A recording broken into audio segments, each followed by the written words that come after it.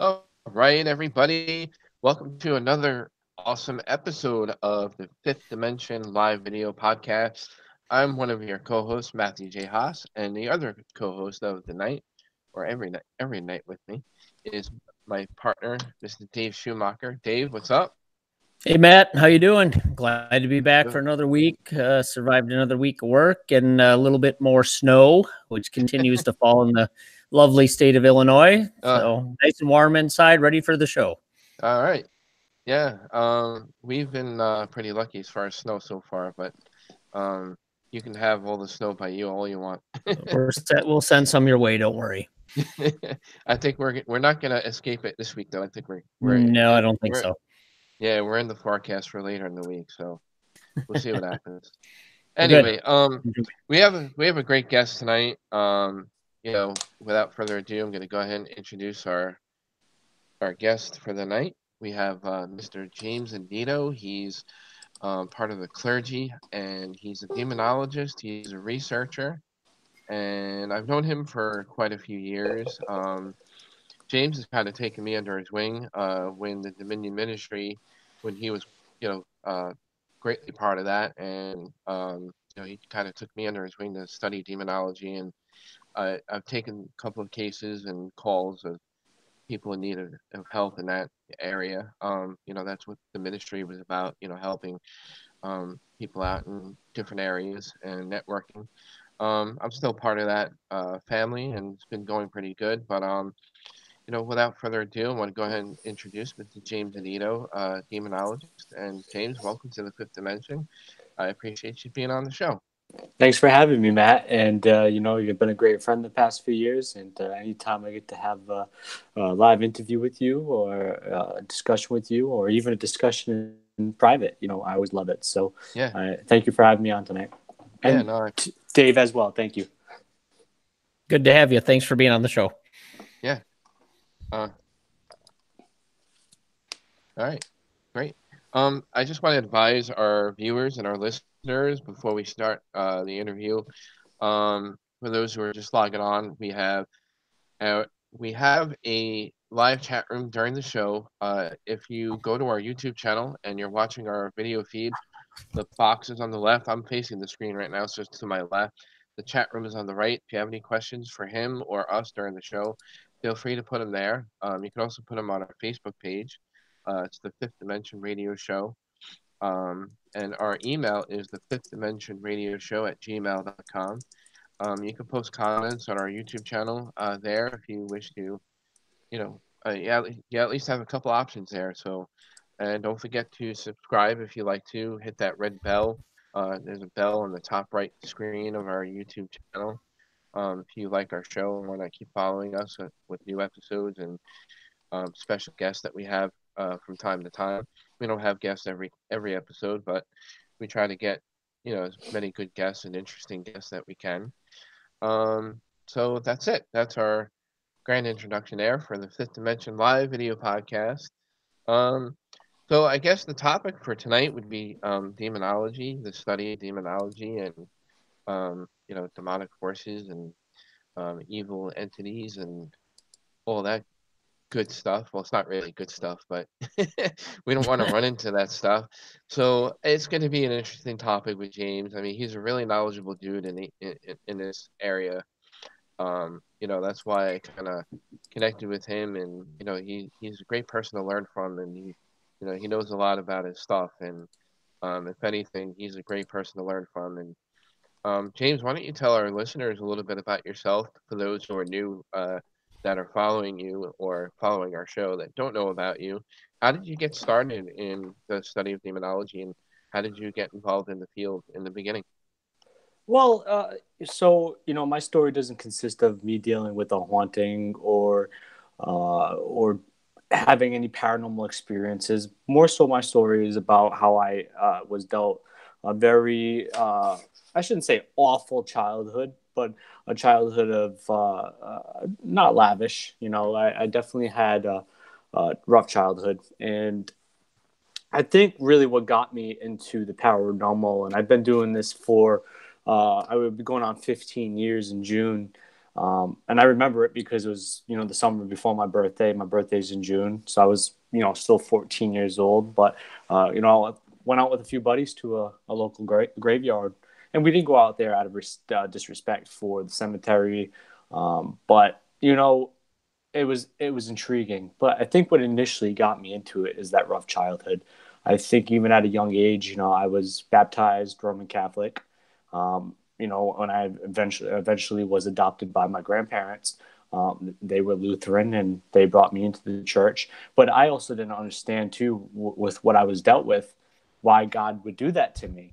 Mm-hmm. And I think really my ability of getting into the paranormal was because of that search of why would God do this to me? Does God exist? Does God not exist? And I think really at a young age, I started reading a lot of literature, Darwinism, religion, theology, many other different religions, mythologies, and it really intrigued me. And I started reading about ghosts because if you read about religion, you read about theology, and you read about all these things that talk about God or entities.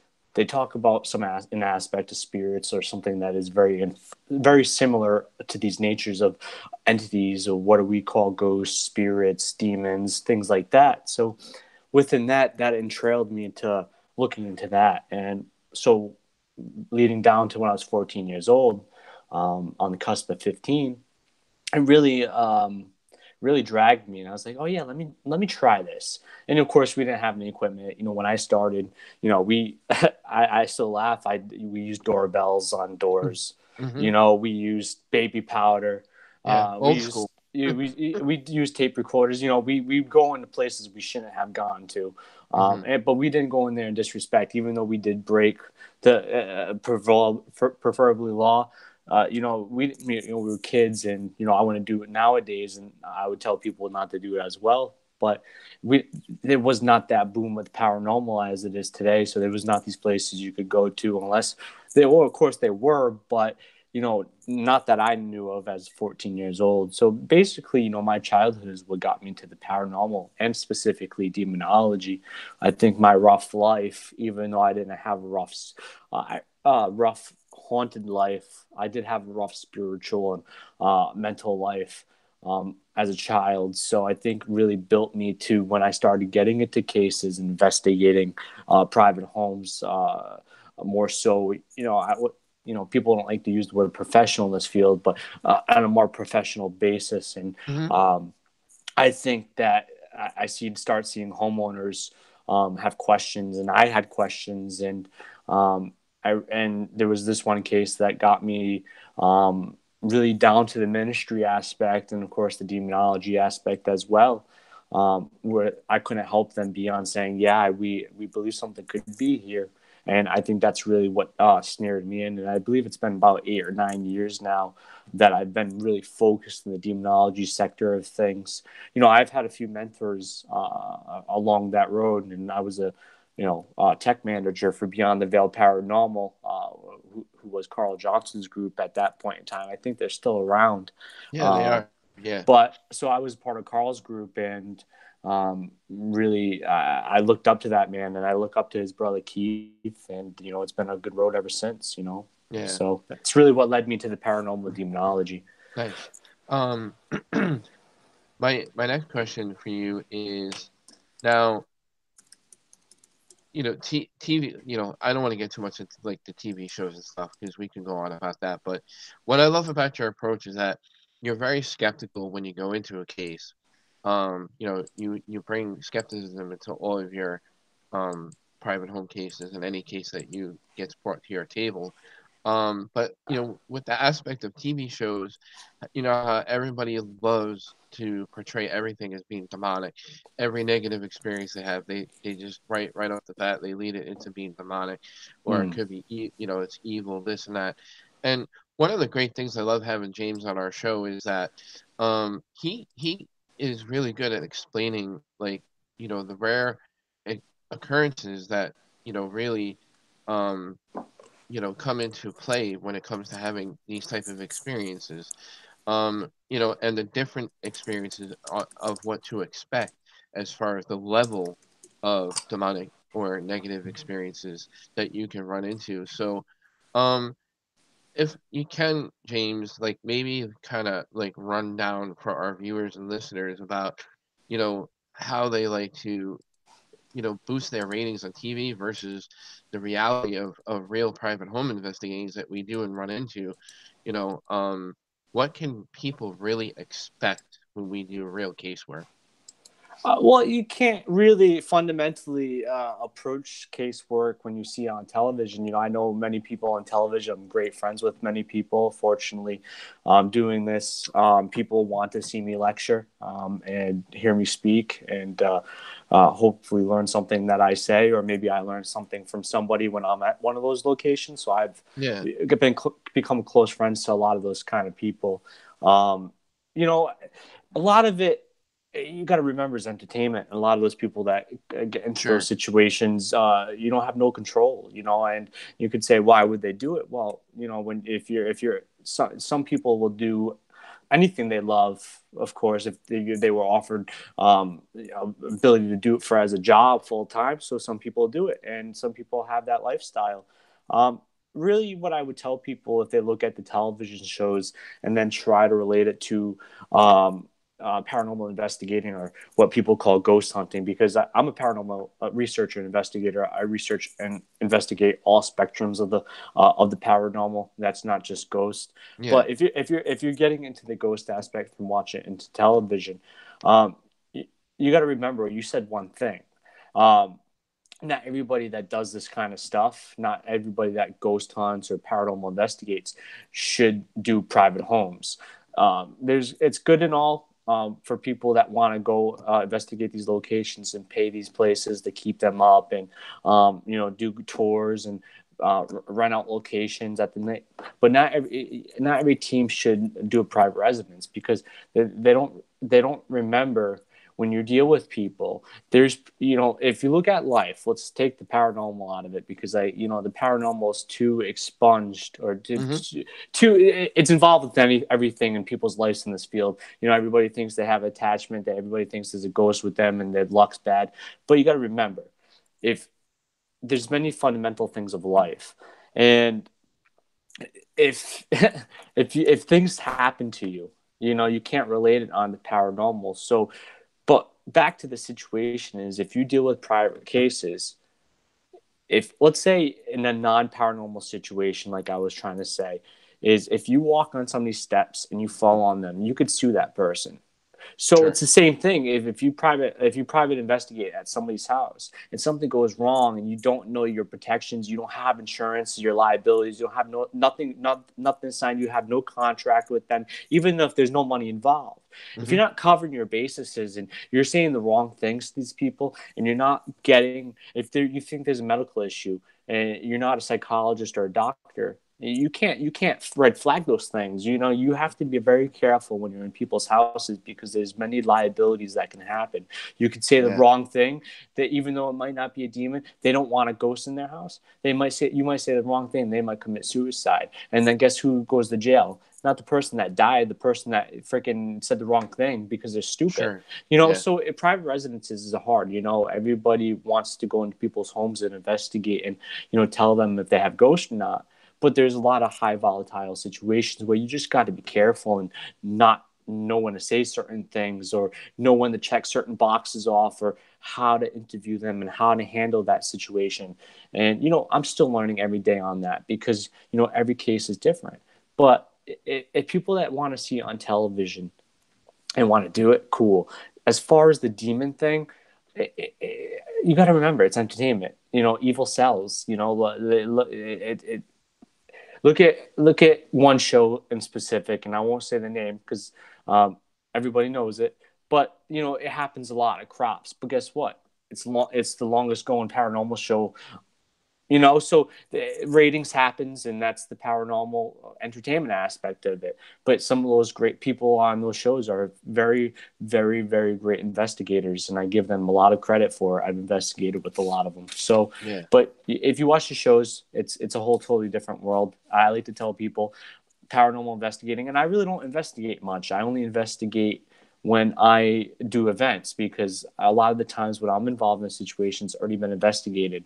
So I do investigate here and there within those kind of cases, but you got to understand, that's one thing, Hmm. So, but it is what it is, that's how a lot of people got into this most recently, the past 10 or so years, when Yeah. I remember like being young, like I was talking about in the introduction, and there was no teams in Rhode Island. It's a small Mm. state in the country. Now there's hundreds of teams probably, Yeah. and the paranormal television created a boom. Yeah. It brought Yeah. it to light, Definitely. Yeah. Definitely. Yeah, I'm glad we brought up private homes a little bit because it kind of gives a segue to kind of what I want to bring up a little bit. We'll get Dave to bring in a couple of questions in a couple of seconds too. I want to give a shout out. We have a bunch of people in the chat room. I guess we have some followers of yours, and some new people to our show. I want to thank them for tuning in tonight. Give a shout out to the peeps in the chat room there. Thanks for tuning in, guys, and give us the feedback. Is audio and video good for you guys? Let us know. Like I say to Dave, it's hard for us to listen to the show live when we're live, so we don't know if we're have any bad audio going on. So hope everything's good there. So I appreciate that. Yeah. So for many of those who don't know, James and I, like James said at the beginning of the show, we've worked together for the last few years or so. We've lectured together a couple of times. We've even worked on a couple of cases through the Dominion Ministry where I've gotten a call from James or a text. Can you take this case on? Um, the reason I bring it up is because from your perspective, and your background, we always like to talk about in our lectures the red flags that, aren't kind of like they kind of get overlooked a lot, because you have a lot of inexperienced people out there that don't have a good amount of experience doing private homes. And like you said, a lot of that could be because they're excited about it. They got a team going in to help people, which is great. I'm not against that, but you may overlook a lot of things, and sometimes you get caught up in the moment, and those moments you get caught up in can cause some serious damage in, a private home, which could be a very sensitive case. Mm. Like James is saying, you can cause a lot more damage and cause more harm in a private home investigation versus, than a museum, or you go into a historical location or an event, things of that nature. But James, we've had cases with lots of red flags. What are red flags that people can look for? That's the one of my basis is I deal with a lot of people that say they're possessed, and this is the demon that's possessing me. That's an instant red flag because a lot of times the people that are possessed don't know they are possessed. They lose that time, and they could start accumulating, saying, "Why am I here?" Or weird things could happen where they start putting the pieces together. But a lot of times they don't know they're possessed. Second of all is you know the demon name thing. Demon won't give out its name through EVP audibly to a person. It doesn't want you to believe it's a demon. It wants you to believe it's your best friend, or somebody that's close, or a friendly spirit. It doesn't want to give its leeway away because why something that powerful want to do that when it has full control? Why give up? Why give away its shield away? Um, so the few red flags I look at, I have a really long process. Sometimes I get involved sooner, depending on what I believe. Sometimes I go based upon my discernment. I believe I have a good discernment for people, and I sometimes I'll jump on a case sooner, but still a lot of things have to be situated.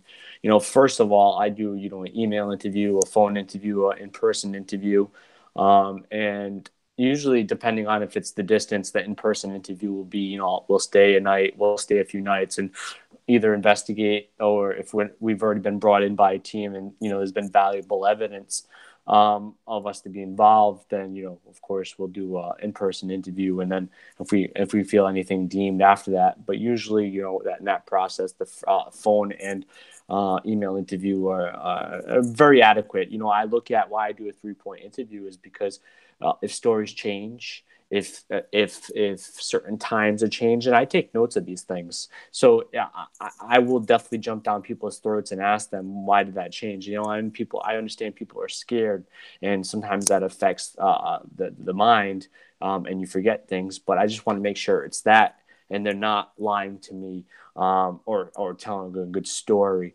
Another thing when I'm in person is I will ask for medications. If you're not willing to give up your medications, and if you are taking them, then I will probably step away because I'm not a psychologist. I don't have a PhD. I'm not a doctor. I cannot deal with people that have those kind of issues unless they are cleared by a psychologist. So I won't touch them. So that's a red flag. Another red flag is, of course, a team saying there's a demon in their house, or they saying there's a demon in their house. That those are things that you have to look out for. And a lot of those television shows we were talking about are the mantra of why a lot of people like to jump down the demon word on a case is because of that entertainment. But you got to look out for these things. There's so many red flags.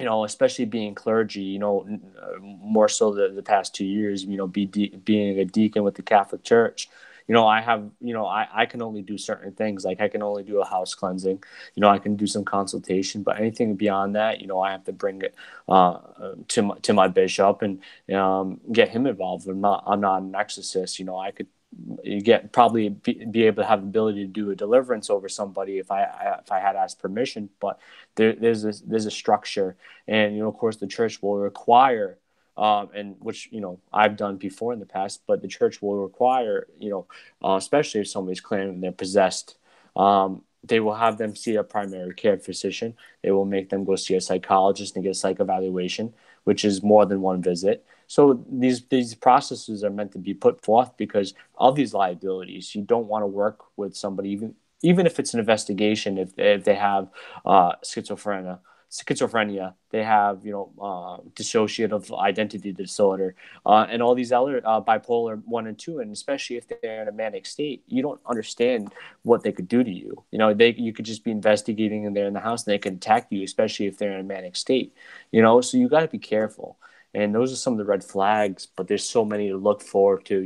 Sure. And sometimes I like to tell people, just if you have a bad gut feeling about somebody, just be careful, because everybody uses these tools and equipments, but you got to remember our body's the best tool.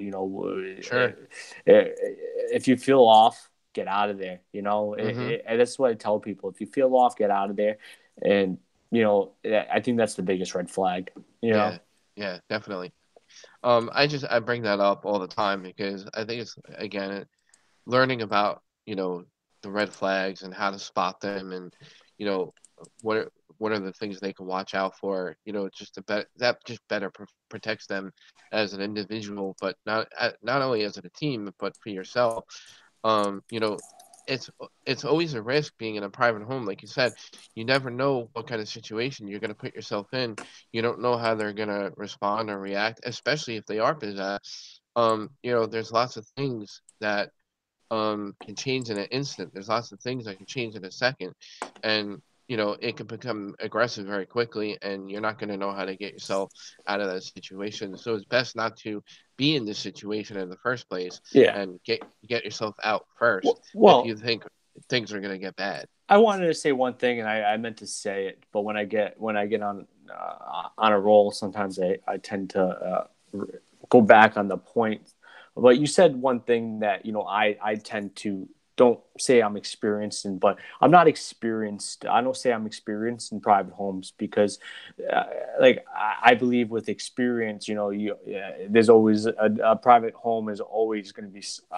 To me, every case that I've done that is a private home basis, there has been some similarity in characteristics, but they've all been different. So you Hmm. can't really necessarily get an experience Right. with doing private homes because every person you deal with is different. They're not the Right. same person. So to be That's a fact. experienced. Yeah. To be experienced with private homes, once you start, if you say that, you start thinking you are, where you stop learning and you don't distinguish the differences in these cases. I look at these things, I don't say, oh, I dealt with Ghost Bob again. I look at a lot of different things where Yeah. I try to look and pinpoint certain different characteristics of that haunting Yeah. or the people that I dealt with. So, even though I'm not a psychologist, if I've dealt with plenty of people that have had medical disorders and of that nature. And, of course, I've come accustomed to seeing certain things. And of course, being in seminary, I've taken some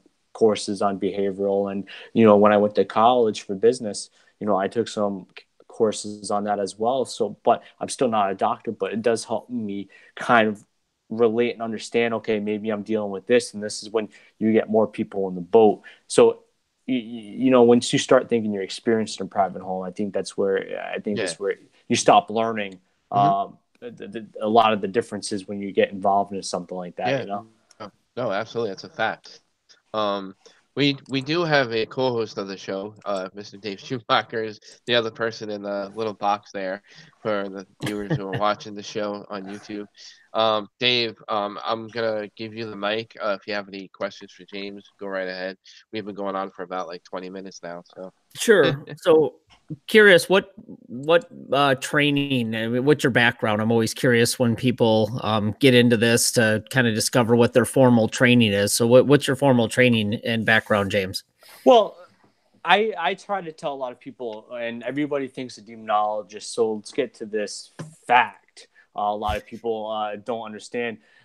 When I say I'm a demonologist, that means I study, I read, research a lot of things that involve demons, occult, and basically religion as well. Mm-hmm.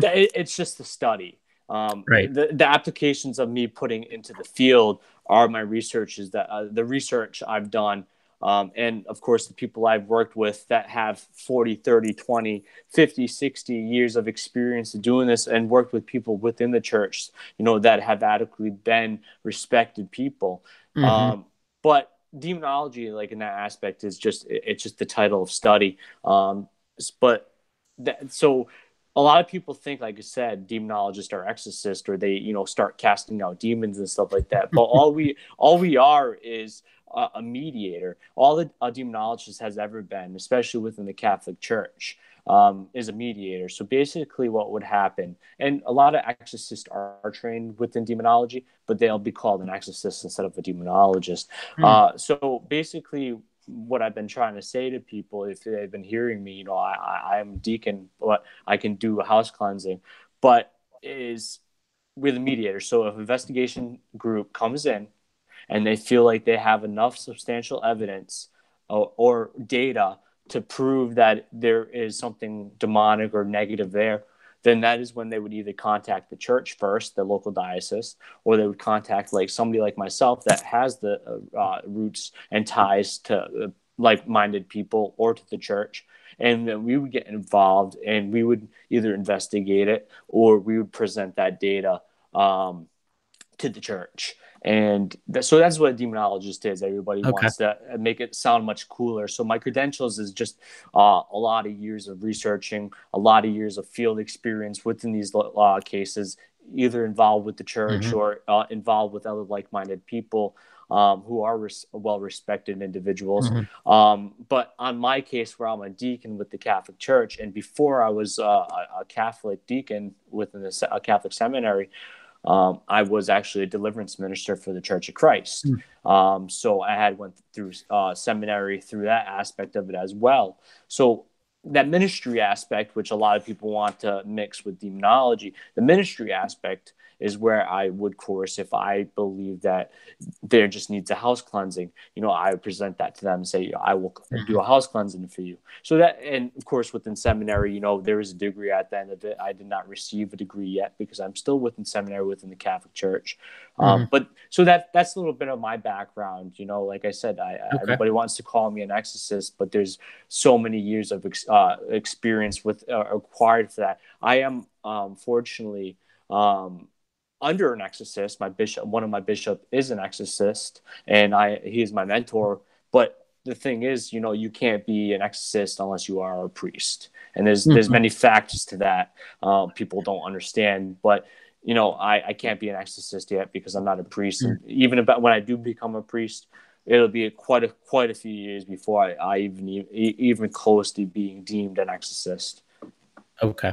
All right. Cool. Yeah. One more question. How many cases have you investigated that you really believe might have some sort of demonic factor? Because you look at, we have, Yeah. apparitions, you have intelligent hauntings, maybe residual hauntings, maybe poltergeist, RSPK, and then demonic. So what percentage do you think you've identified that could be potentially demonic? And what's the most interesting case you've come across? Um, that's a good question. The one thing I like to go based upon, I'm not a very smart man, but Sure you are. I'm Don't not a knock very, yourself. I'm not a very smart man when it comes to mathematics. So, percentage wise, uh, I've done.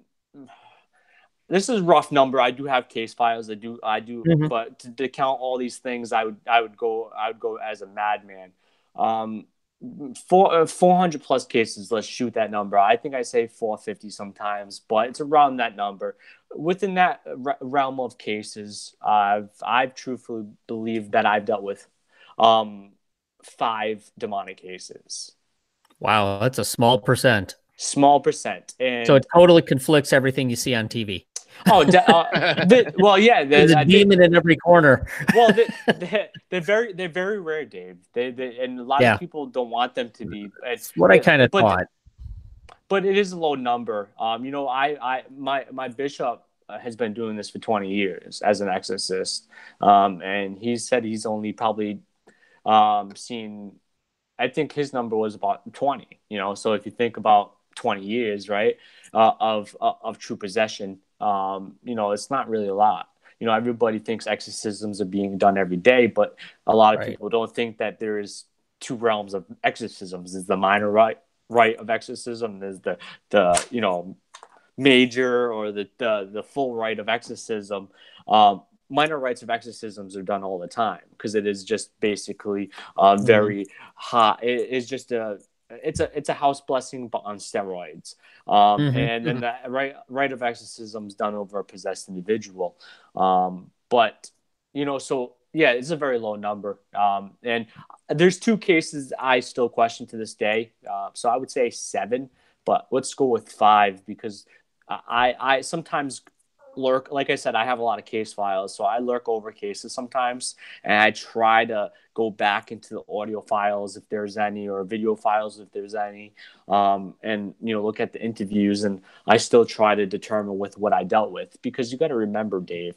Um, at the end of the day, there's only literature and knowledge passed down from many many years ago about what demons are, and same thing with ghosts. Everybody has this idea and opinion of what ghosts are, but there's no factual knowledge on what a ghost is. So I still look at all these cases time to time to try to determine if there could have been something natural, of natural causes. So yeah, a very low number. Okay. All right. Great. I'm gonna I'm Thanks. gonna all right, great. I'm gonna step in here for a second with some questions from our chat room listeners. If you don't mind, James, I have a couple of questions from our chat room guests. Of course. We have Deborah Schlegel. Hopefully I pronounced her last name correctly. If not, apologies. But Deborah asked, what are the dangers for someone to tell a person they are possessed and need an exorcism? What are the Uh, dangers that they tell a person? it's very dangerous. Mhm. You never tell somebody that they're possessed. I think there's only been one time I ever told a client they were dealing with a demon. It's not the word you want to say to somebody.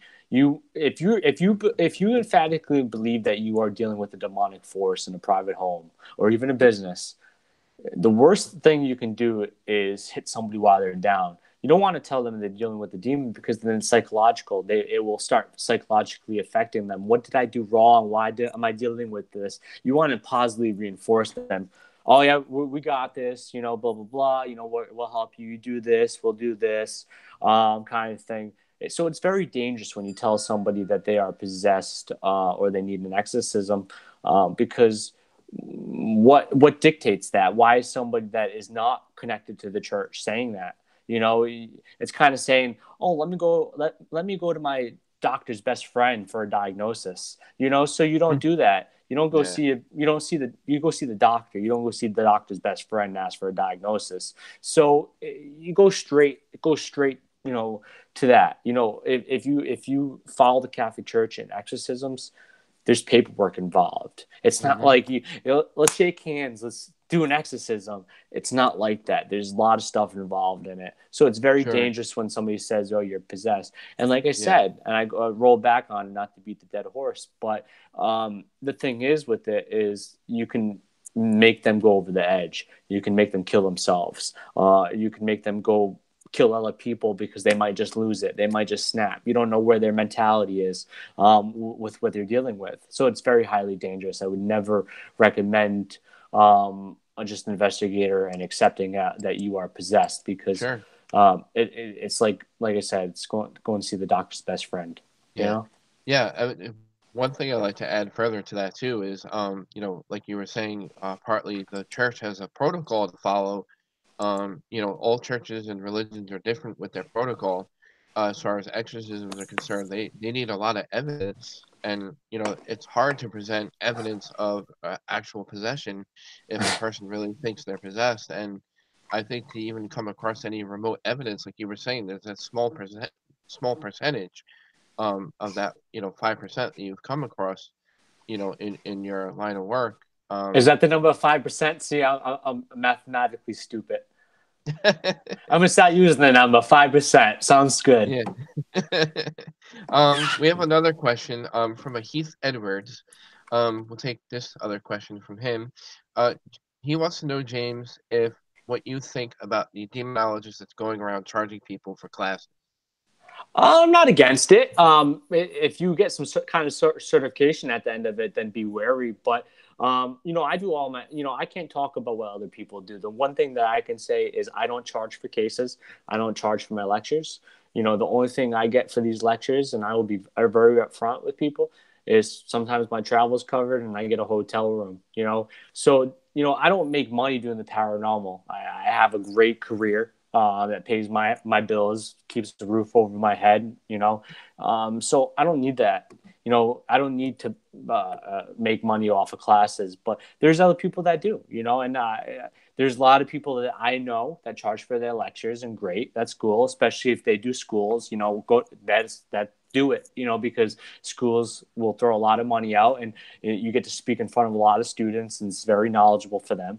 But for the fact of it is, just be wary of who you're taking the classes from. There's a lot of reputable people out there with big names who are very reputable and respectable and very knowledgeable. That is who you want to look forward to. If there, and we're, some of us talk and some of us don't, but we all know each other and we're all a circle within the demonology aspect of it. If you know somebody that is very respectable within the demonology field or the paranormal field in general, ask. Oh, is that person respectable? They're doing a class, because it's never bad to understand that realm of things, because if you are a very great investigator and you are very sincere of doing what you do and going to people's houses and helping people, it's never bad to have that little bit basis of knowledge, because if you come across it, when to get the hell out and bring somebody else in. The more people you have in your boat, the better the boat rows. So in the same aspect of it is, it depends. I can't talk crap about what anybody else does. I do what I do, and that's good enough for me. So if you ever want to learn demonology, I'm more than welcome to give books out there, and I'm always willing to ask questions. I do paranormal Q&As all the time on my Facebook. So that's how you learn. Yeah, as far as going on cases with me, probably not. And it takes a long time. Yeah. I love this other question that was thrown in the chat room. If Zach Bagans were to get possessed, would you minister an exorcism on Zach? Yeah, yeah. I have nothing against Zach. I'm very positive person. I was young and dumb. I think we all were, but fortunately, I'm still young, but I'm not dumb within that nature of things. I administer to anybody. I don't hate anybody. You know, I don't take my time. I don't take any of my nature, my being, and hate anybody. So if somebody that hates me ever comes to me and says, you know, I'm dealing with something, why am I going to say no? Because that makes me a bad person. So yeah, if Zach Bagans came to me and said, you know, dude, I need you to help me out. But remember, I don't do exorcism, so I can't do an exorcism on Zach Bagans. But if he needed assistance and or needed deliverance or prayers done over his house, then yeah, sure, I would. But yeah, no, I would not. I would never say no to anybody. Yeah. It's stupid. Well, that's not all right. I will say I will. I believe in faith, so I believe in every ability that everybody that believes in their faith. I do not work on people that aren't Christian because you have to be Christian to understand the values and beliefs that I'm coming from. If you don't comprehend and understand it, it's not like you can click kind of thing. I think there's a lot of chemistry and synergy that has to happen within individuals. Even though I do believe higher power works through you, I don't think that you are the all powerful being that's doing it. But I still think there has to be with synergy with involved in it. But I do also have respectable friends within other religions and other beliefs that I will get involved if I don't believe I can administer my faith to them. Okay. Great. One thing I want to mention is one really popular thing in the paranormal community and investigation is many investigators come across scratches when people are scratched. They always think it's demonic or a negative entity. It's not a pleasant experience to be scratched. I'm not saying that it's not a real great experience to have. But I love your take on scratches because you have a really good aspect on your approach with scratches on how you can tell the difference whether it's like human inflicted or it could be something spiritual, it could be somebody doing it to themselves versus a ghost or a demonic you know uh possibility of it being demonic. So would would you mind getting a little bit into the scratching? Yeah, quick and easy. So if you scratch yourself right now, I've done it on camera a few times. I'll scratch myself right now for you guys. There you go. I You know, scratched so myself. if you scratch yourself, you know you'll notice one thing that happens. You'll notice that the mark and then inflammation starts happening. So the biggest thing I try to tell people is if you get scratched, if there's inflammation, it is 100% either done by yourself or human spirit. Because the only time that scratches happen with inflammation normally is when you scratch yourself or something else physically scratches you. You got to remember, demons aren't physical beings. We a lot of people, it makes me mad, not mad, but like mad in like my head, and like people can't read literature. Hmm. But demons aren't physical beings, so that when they scratch you, they're not going to leave inflammation marks. Even though like you're saying, oh, ghosts aren't people anymore. They were physical interpretation. They at one point had a physical being to them, so they can leave those inflammation marks when they scratch you. Demons are pure spirit forms. That is in the Bible. That is within demonology literature. You can even ask anybody who's done this for a long time. They will say that they are pure spirit form entities. They never had physical being. So if a demon scratches you, and I've seen some true demonic scratches, it's going to be like 3 razor sharp claw marks or more than 3 marks, but they're going to be razor sharp. There's not going to be no inflammation. There's not going, it's going to look like a razor cut you. And that's a true demonic scratch. As far as all that other stuff, like I said, it's either going to be that person or it's going to be earthbound spirit, usually a human spirit that probably had scratched you or try to act out within communication. Not all scratches are evil; they are, in sometimes an act of communication. Because guess what? If you can create a body mark, there's an act of communication. It doesn't necessarily mean it's evil. No, that's a good approach. We kind of got into that when you lectured the last time we got together, which was I think like a year or two ago. Um, you know, when we were doing that lecture together, you had mentioned scratches. So I thought it was a really knowledgeable way to tell the differences between, actual being scratched, between, possible, demonic or negative or, that for all that person knows, they could even be experiencing something that occurred at that moment in time. It could be a Well, residual type thing. Well, it could also be a medical situation too. There's a lot of people that Yeah, have medical situations where certain things appear at random times. I don't know. Regardless, I forget what it's called. But there's there's those disorders out there as well. So you just got to, especially if the person doesn't know they have that disorder and things appear on them sometimes. Make sure that they go get that checked out. You always have to make sure you check all those boxes. yeah, definitely. That was what I wanted to say about exorcisms and churches and stuff. You know, they're gonna kind of put you through the ringer. As far as they're gonna it's gonna be a lot of psychology and there'll be a lot of questions. They're gonna want a lot of answers. They need a lot of evidence. In order to perform exorcisms. And I just think you know demonic is just like played up too much in the field. And I think people need to just really start knowing the difference between a possible negative experience versus what could be really demonic. And that's why I wanted James on our show, because he's really good at sharing what the differences are. So you know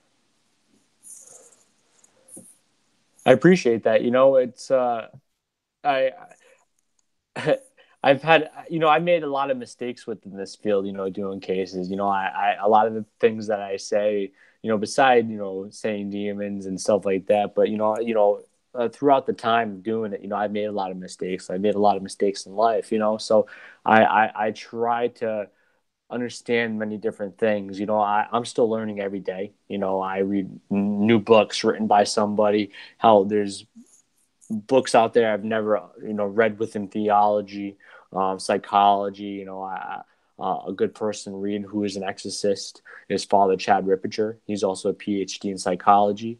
He has like this 500-page book, Introduction to Mental Health. And of course you could read the DSM-5. There's a lot of things that I read and I have read. And still read to this day. So I think the biggest thing is people don't understand that there's things beyond demons, there's things beyond ghosts.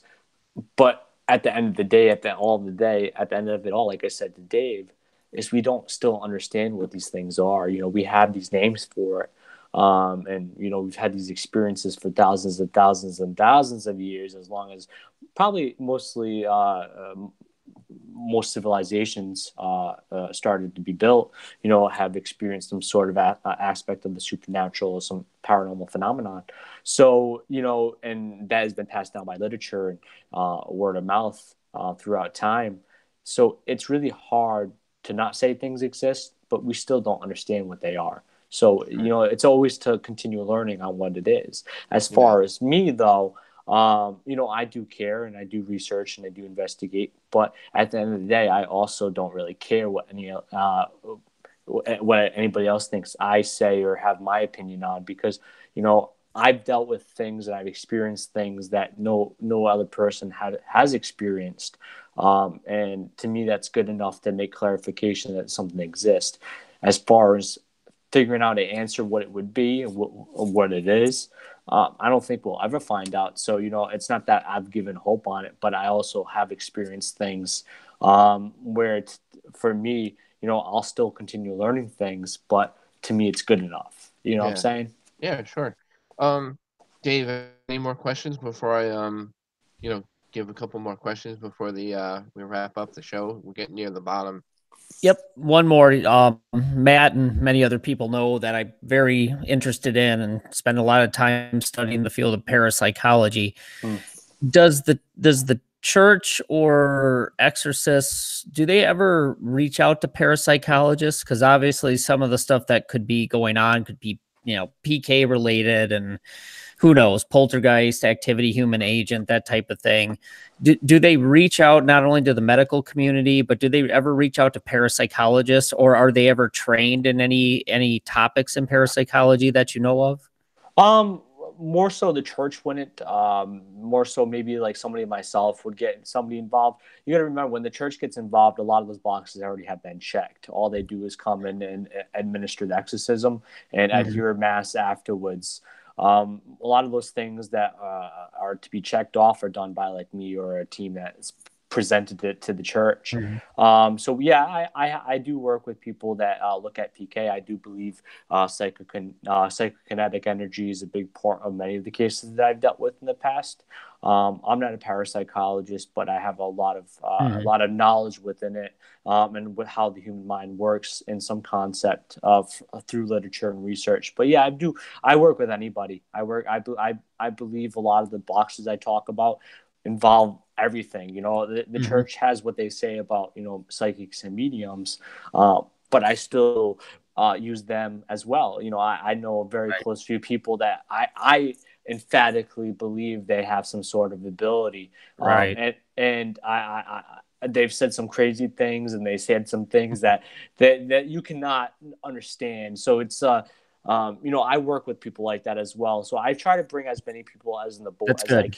as I Yeah. can. Parapsychologists, psychologists, doctors, psychic mediums, investigators, tech guys. Right. I'm a sheet metal mechanic by day. So I've worked in the HVAC field for the past 8 years of my life. I know Mhm. refrigeration, I know low voltage, I know line voltage. So even when I go into locations, I look at those things. I look at if the flue pipes might be clogged. Maybe they're carbon dioxide, poisoning, certain things like that. If maybe Yeah. the noises are from the furnace kicking on or the Mhm. boiler. So I look at these things, the electricity, high EMFs. So I try to look at as many boxes as I can before I Okay. determine anything to be Yeah, paranormal. no, that's good because being raised Catholic, obviously they didn't talk a whole lot about ghosts and hauntings and Oh, they do in the Bible. The ESP. Bible all the time, man. Everybody hates to Well, say it, but the unless Bible. it's a normal person today Yeah, that might have that ability. You stay yeah. away from that, and honestly, parapsychologists don't really take demons and demonology all that seriously either. So it's good to see at least somebody's looking at both aspects of it. Well, a lot of people want to incorporate demons to be, like I said, this evil, pure spirit form. Right. But you got to remember too is it's not necessarily a demon, but you got to remember if the human mind puts so much perception into something, they necessarily could create something.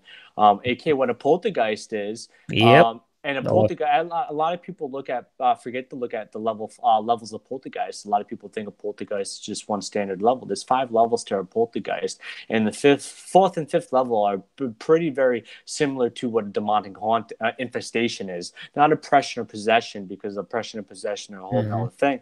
But a level 5 poltergeist case is very similar to infestation stage of a demonic haunting Yep. in the late Yep. stages. So a lot of times Absolutely. that I'm confused, but I've dealt with a lot of poltergeist cases, in my opinion, that been very, very, very severe.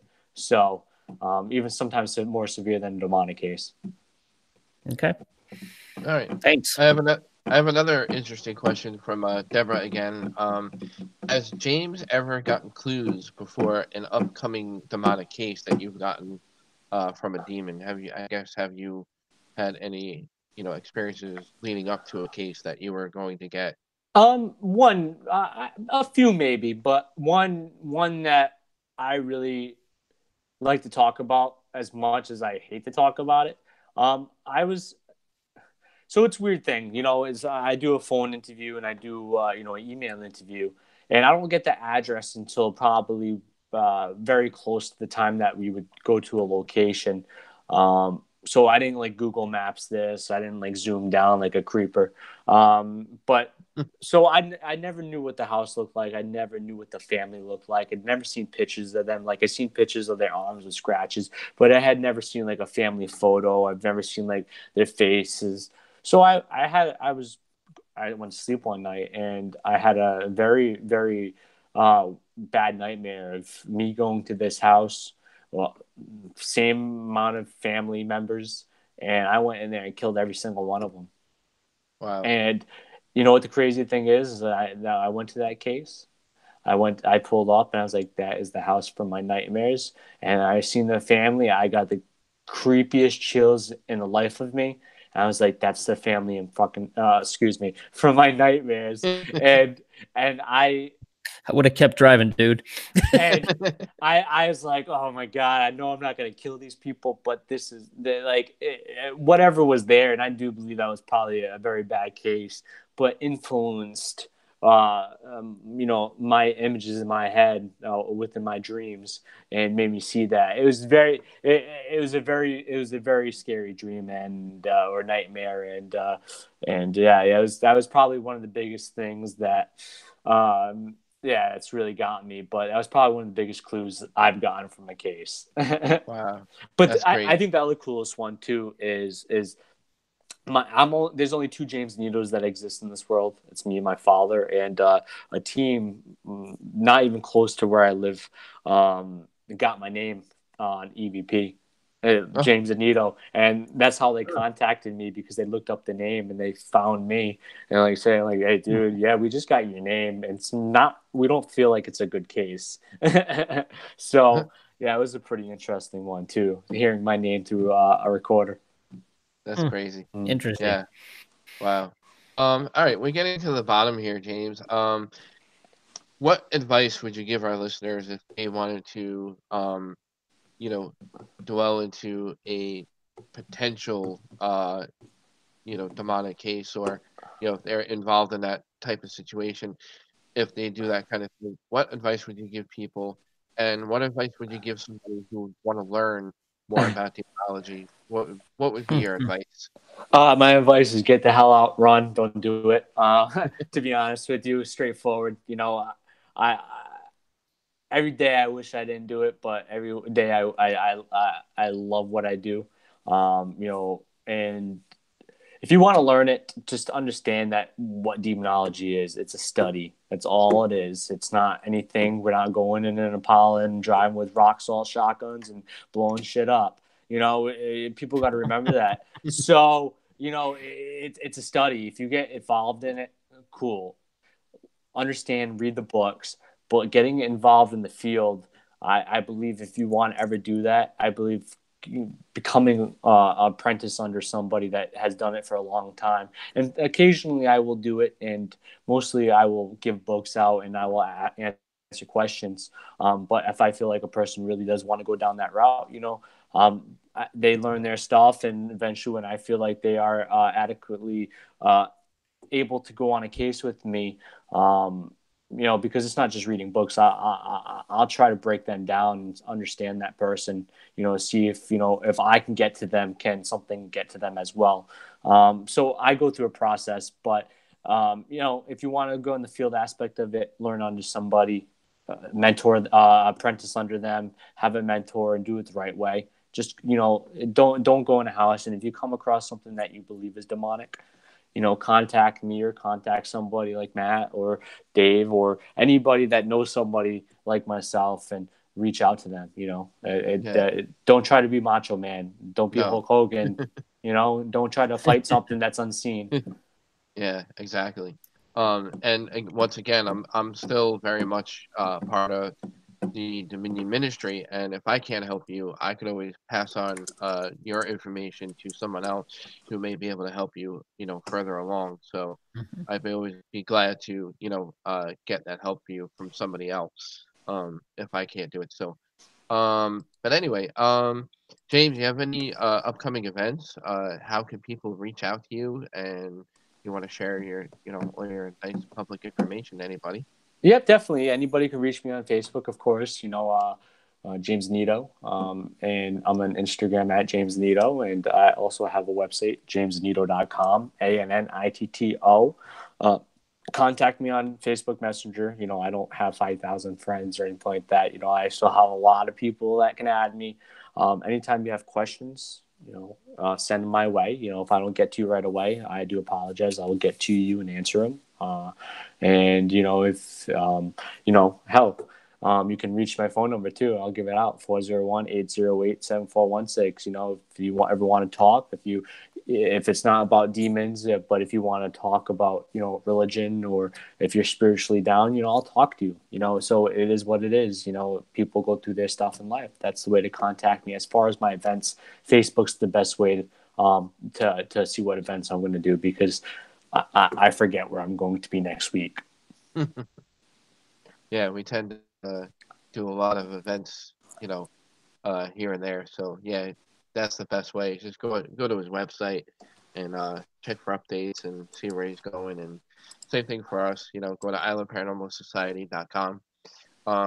You can go to the Fifth Dimension Live Radio Show on our Facebook page. You can follow us.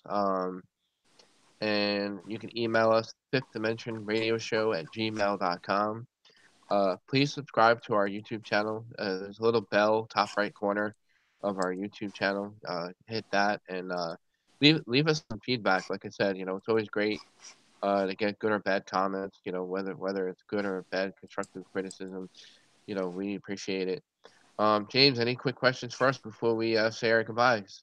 No, well, I hope I see you guys soon, Dave. It was a pleasure, talking to you, and hopefully we do meet.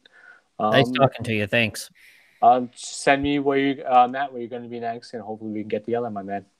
Yeah, no, definitely. When I'm in the area, or if you're in my area, we'll definitely have to make the effort to meet up. Definitely, man. Cool.